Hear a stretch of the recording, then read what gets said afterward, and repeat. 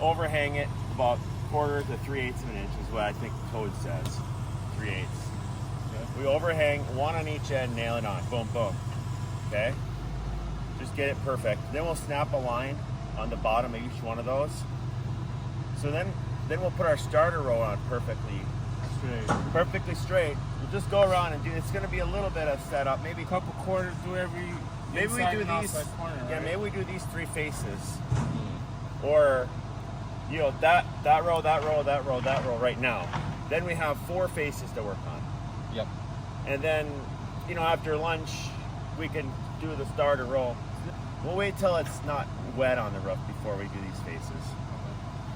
And then we just each take a face. These valleys, if you're doing the valley, I'm gonna run. So I just flop it over.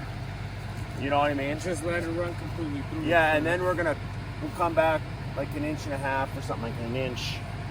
Enough so that the leaves and stuff don't build up in there.